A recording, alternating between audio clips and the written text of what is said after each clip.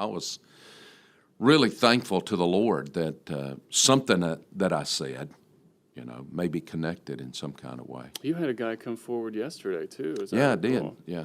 I love that. You gave an invitation. You just put your mask on and said anybody that feels that want to come forward. I didn't do it in the second service. I did it in the first. I don't know why I didn't do it in the second service, but anyway. Well, different things happen in different services, as we found out yesterday. You need to be in all of them. Yeah, that's it. I am. I'm in all of them. So just enjoy it. Yeah, we had a virtual choir in the first service, and then that opening song yesterday was just the None Like You, where Ren was playing the ukulele. My wife was just, I love this song. I like this song. That's cool, isn't it? Aaron Schust. Aaron Schust, and he wrote that with a Messianic Jew. Is that right? That's why we had the Hebrew thing on screen. That wasn't just to troll you. That's actually... You do that. You just do that to me. And, of course, Joanna's, theme song. Her theme song. Yeah, Living Hope. Yeah, man, yesterday, it was just a banner day. It was a great day. We had Kobe get ordained. You ordained him yesterday. Yeah. Well, I guess several the Lord ordained him. Several folks. We laid empty hands on an empty head, as Spurgeon would say. That's what Spurgeon said about ordination. So, oh boy, I hope Kobe's not listening. Kobe, you're not empty-headed. No, we love you, brother. If you're watching, he's probably doing Spurgeon quote. He's probably already serving church. He's not even. Yeah. Of course, you could serve. I feel like this is service to the church. So shame on you if you're not listening to this right now. You should be serving your church and listening to this tasty banter between the reunited Pastor Mac and lowly worship pastor Kirkwood, the Blues Brothers. Yeah, so the Blues Brothers. So again, we tried to start this with Elvis. Now I looked up because I couldn't believe that Elvis had 3 half brothers. Yeah, and I looked it up, and that guy, and so Rick Stanley passed away last year. Yeah, I knew it was within the last 2 years. I thought it was. Rick was a really sweet guy, really kind guy. We were in school together. We were in seminary together. Yeah. And he had a big evangelistic ministry. He went around telling his story. But, I'm so old, nobody remembers these things. They're. Well, I didn't know. I loved hearing about it, because the King, he's legendary. And just hearing about that. He's still bigger than life. He's down. I understand he's down in Troy, Alabama, working at the Piggly Wiggly down there. They've seen him down there, is all I can tell you. Well, that's funny, because before we got on, and we always joke about conspiracy theories, and that's the biggest one, right? That Elvis is still alive. He's out there. He's with Tupac and Michael Jackson somewhere in the Caribbean or something like that. I thought this was interesting, though. Last thing before we get to the sermon, because a buddy of mine pointed me to this verse in Isaiah 8:12. 8:12, yeah. And I have not studied Isaiah carefully, but this verse, Isaiah, as our brothers and sisters from the UK chapter 8, say, what? Verse 12. Chapter 8. Yeah, and he said, "Do not call conspiracy all that this people calls conspiracy, and do not fear what they fear, nor be in dread." Then verse 13, "But the Lord of hosts, him you shall honor as holy. Let him be your fear, and let him be your dread." I just thought that was fascinating. It's just there's a word in the Bible to address every situation. I like in that chapter. It's verse 19 that You got that one highlighted? Yeah. Do not, I say to you, consult the mediums and the spiritists who whisper and mutter. Should not a people consult their God? Should they consult the dead on behalf of the living? Yikes. Let me go find a medium somewhere or palm reader somewhere and let them tell me what the dead's saying. I don't want to hear what the dead's got to say. I'm not interested in it. I'm really not. Well, it's interesting that you say... I want to know what a living Savior has to say. I want to know somebody that actually came back from the dead. Well, and that verse is even more relevant than what I said, because this week it's All Hallows Eve and all that nonsense. But on Wednesday, when we're doing the drive-through Fall Fest, which for all of our listeners and watchers, if you're not coming, now you've heard 6 to 8 p.m. Valleydale parking lot drive-through Fall Fest Wednesday night. But during that, we're going to, for those people who are still homebound, we're going to run the old message that you did with the... on Samuel? Yes, with Saul, where Yeah. he goes under the cover of darkness to consult the medium. Yeah. And The Witch of Endor. that's one of my... that still might be one of... I don't know. I think about all the great messages I've heard you preach, but that one was Witch of just like Endor. riveting. That entire story is And just everyone out thinks there. this witch conjured Samuel up. Well, the witch screamed when she saw him. It's like, It scared the wits out I of her. thought I was a fraud. Yeah. It's well, like- I know I'm a fraud. So where did this come from? It's Well, like- God sent him back. Whoopi Goldberg in that movie Ghost. Yeah. You remember that one where she's like surprised that Yeah, she's yeah. actually talking to people from beyond. Joanna's taking notes about all this. She's incensed that we haven't gotten to the sermon yet. I apologize. Saul could have been the original I See Dead People. Saul had the That's sixth another sense. movie. Perfect. Wow, we've got a lot of film. Brody's loving this. We've got a lot of film references today. You're welcome. You're welcome, Brody. All right, I won't delay us anymore. I'm just excited to see you. It's just Good, fun to talk. thank you. It's just I fun to talk appreciate to you. it. Man, that tie does look so real. It's amazing. Thank you, Brody. I'm teaching today, so I've got to look decent for students. You look I'm great. trying to give a good impression anyway. You look great. Well, and the beard is just fabulous. You've got to keep that around. For anybody that's listening to this instead of watching, again, shame on you because you're missing out on pastors. I never thought that pastor would have a longer beard than me, but here we are. I've trimmed it up. 2020's thrown a lot of Those things are curveballs getting at bushy. us. All kinds of stuff. Tampa Bay and the World Series, and there's all kinds of That is curveballs that unbelievable. 2020's thrown. The Braves could have been there, but I won't go there. No, don't go there. Tom Brady playing in Tampa Bay. Maybe the whole thing's been a conspiracy for Tampa Bay to take over the world. I don't know. That's scary. Now, that is scary. Yeah, you've lived in Florida a long time. You know all about this. Yeah, my good friend Ken Witten is down there. I can't bear the thoughts of Tampa taking over the world. Yeah, we'll talk more about that afterwards. That's in the after show. Revelation 19 was where you went yesterday, a wedding that's out of this world. Yep. Wedding that's out of this world. And it's interesting because like when you sent me that you were gonna preach this message and talk about the wedding, it's like it starts with a couple verses, basically the people of God rejoicing over this prostitute that is burning forever and ever. Well, that the governments of the world have been basically destroyed by the wrath of God. I know that sounds strange to everybody, but that's what chapter 18 is. Babylon is this world government system in chapter 18. In chapter 17, Babylon is this false religious system. So I think that's Both are called Babylon. Well- and that'll throw you off if you're not careful. well, and that's why I'm glad that you addressed it Yeah. because and for someone like if you're just reading the Bible for the first time, maybe you Get the two confused. Yeah.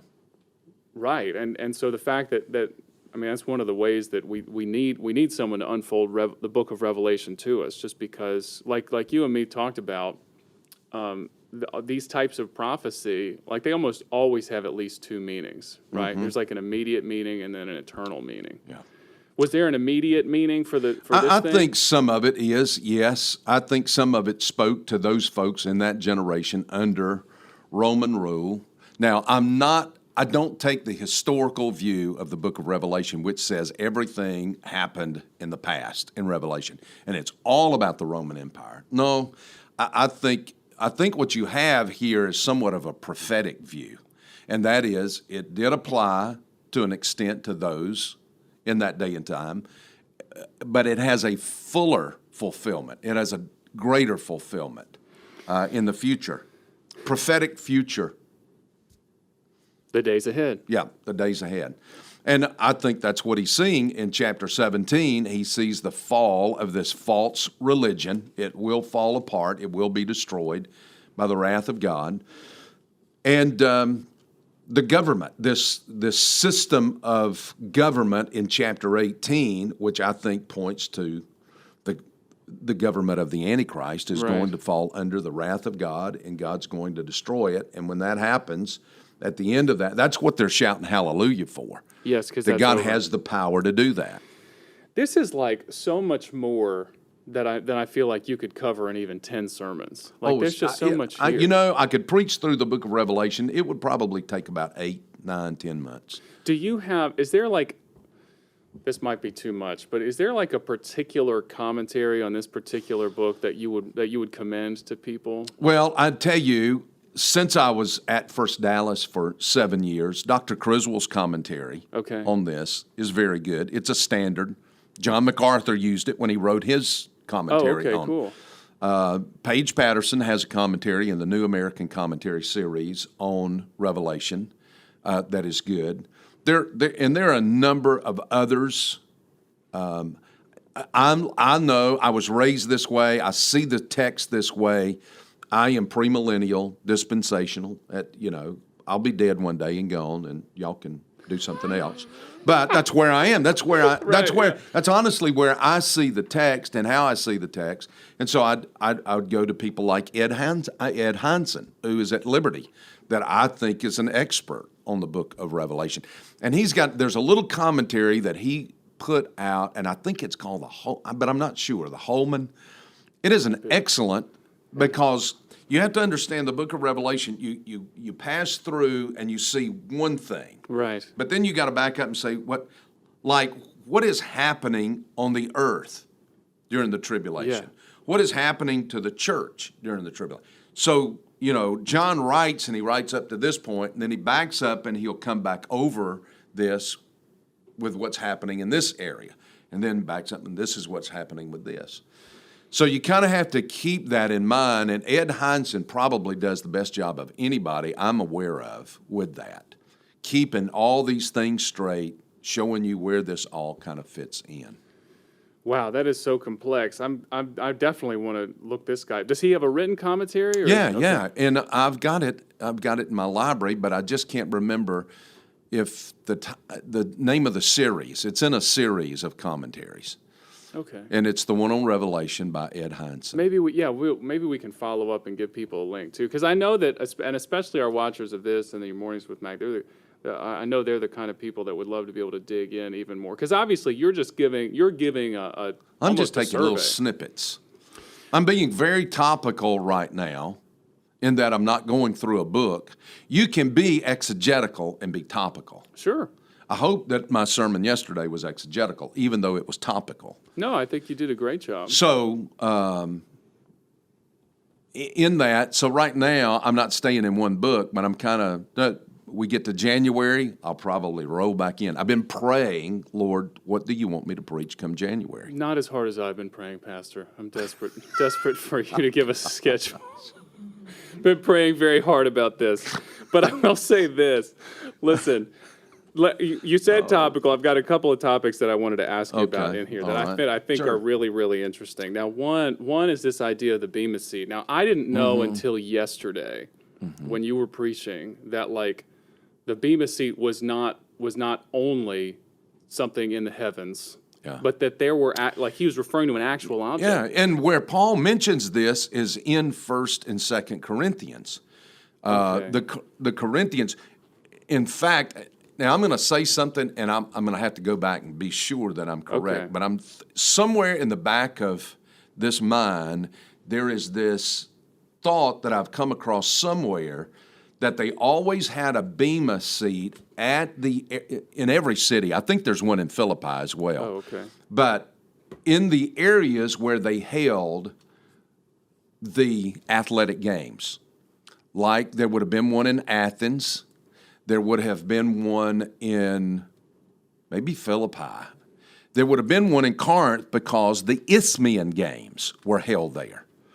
Now, these were all the precursors to the Olympics that we know about today, where they would come together from all these places. They would run, they would wrestle, they would, do all these things that they would do. And they had to appear before the judge of the Isthmian Games, because if you participated in these games, you had to swear before the judge, I will not drink, I will not overeat, I will not have relations. I will not do this. And then when you come back, when you win one of these, you had to go back before the Bema seat and tell the judge, I kept all of those things That's that I had fascinating. pledged to do. So you come across the Bema seat there in Corinth when they bring Paul up before Gallio, who is an official there. And he just tells the Jews, listen, this stuff is your stuff. This is your words and your law and all of that. Y'all go tend to that stuff. Don't bring that up here to us. So, but it's at the Bema seat where you would stand before a judge and you would give an account of something. Does Bema mean judgment? Yeah, I think so. Okay. Yeah. It described the seat of judgment. So, but that even that, as we see physical object in this world, it only like prefigures and points to like the ultimate judge, the ultimate Bema seat, which you referred to yesterday. Yeah, that's where we as Christians will go to give an account. That's what Paul's talking about over here when he says, you know, you need to be careful how you're building your life. If you're building it with gold and silver and precious jewels, or whether or not you're building your life with wood, hay, straw, stubble, that kind of thing. So, where's that? 1 Corinthians 3, is it? I'm actually not Where he's sure. talking about that? Yeah, for no man can lay a foundation other than the one Christ has laid, which is Christ Jesus. Any man builds on the foundation of gold, silver, and precious. No, it's how you're living your life, which is basically what John is saying back here. You know, when he comes and he says, the bride has made herself ready. Well, how did the bride make herself ready? Well, she made herself ready by living out a righteous life, by living out the life of Christ. And then that's reflected in the garments that she wears. And that reflects, that's your garment that you wear into eternity. Now, that's so interesting to me because, again, and I think that it's important to remind people of this, that when we stand before there, like our debt of sin has already been paid. Yes. It's just like a recounting of the good works. Well, that it's we've how done. you lived your Christian life. I'm going to stand before Christ. Every Christian will stand before Christ, and I will recount how I lived my life.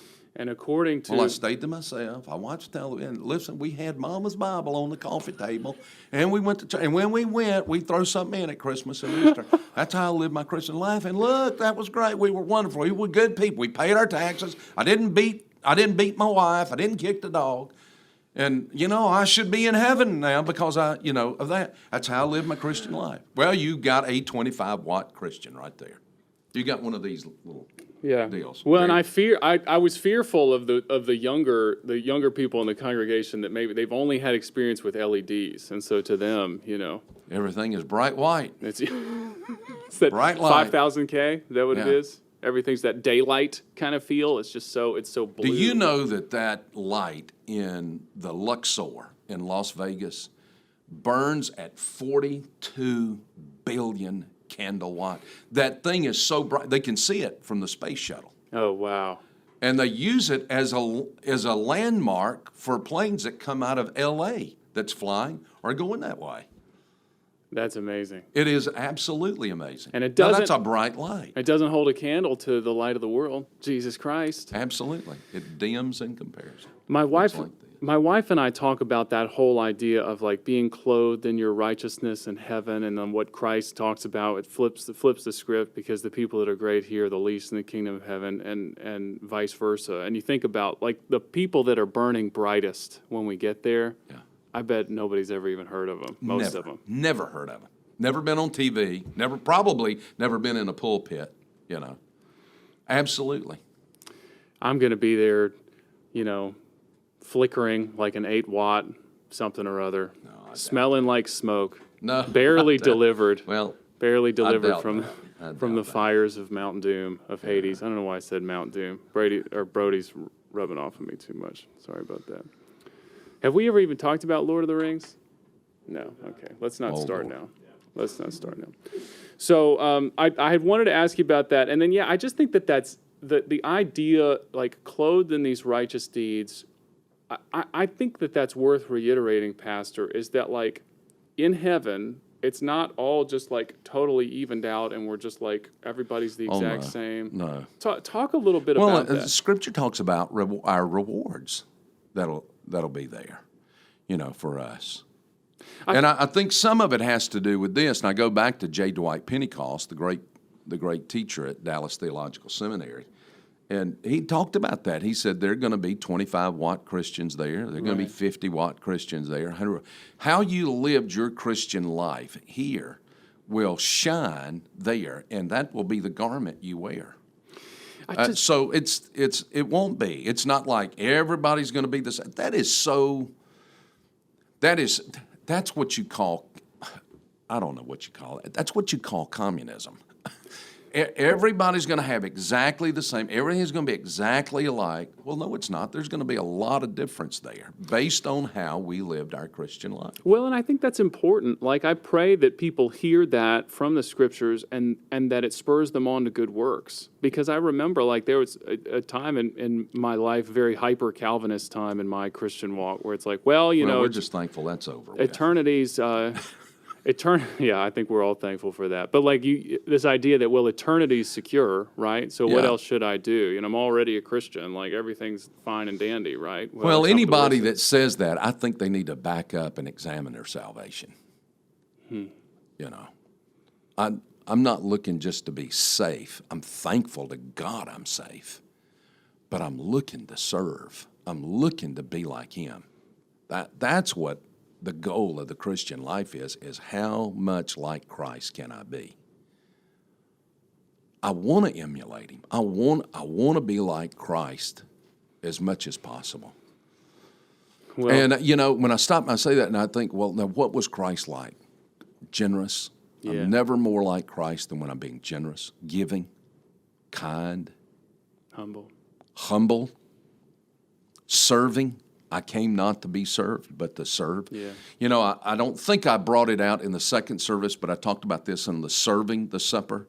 The perfect example of that is Christ that last night with the disciples. Yes. He knows what's about to take place. He knows He's going to Calvary. He knows the horror of that night of being beaten, being thrown down into that dungeon under Caiaphas' house, being fished out and sent over to Pilate. All of that takes place. He knows what's coming. And yet, what does He do that night? You know, what would we do in our day? Let me play the vic. Please, everybody come over here and wait on me and feel pity and talk to me and, you know, make me feel better, stroke my ego. He goes in, He takes off His robe, He puts around Himself a towel, gets a basin of water, and while they're all talking, and they pay no attention to Him, I don't think, until He makes His way around there to Peter, and probably Peter looks down and said, what's going on here? Right. You know, kind of deal. He's going around washing their feet. They're engaged in conversation. We know going up there into the room and leaving the room, they're arguing about who's going to be the greatest. And He goes in there and He's down there washing their feet. And they probably think that this is the servant of the house and that the person sent their servant up to wash their feet. And there's Jesus down there doing it. And He's about to be arrested, and He knows it, but He's not seeking. He's doing what? I've left you an example, He says. This is what you ought to be doing for one another. We ought to be knocking ourselves out around here to wait on somebody. Somebody ought to be just knocking themselves out to go get me a cup of coffee right now. Okay. Ren? No, well, Pastor, I appreciate that you've used the Days Ahead series to point us in that direction, like towards the example of Christ. This is not about us being Nostradamus or Nostradamus, however you're supposed to. This is not about trying to know the day or the hour. This is about it's an encouragement to us, and may it spur us on to be more Christ-like. That's exactly right. As the day approaches, what should we be doing? Living more hopeful, living more in an attitude of service, evangelistic, sharing Christ. Go ye and do likewise. Yeah, that's right? That is good. Word. Well, thanks for joining us today. You'll be able to find this and other resources at youtube.com, brand new website, just hitting the interwebs. You guys should check it out. youtube.com. You can like and subscribe there. You can hit the notification bell, which means that you'll be notices. I figured that out. That thing keeps notifying me, and it's what's coming over. It's all the content that you're putting on YouTube. Well, I assume you mean the general you, because it's actually the team. All of you. The team.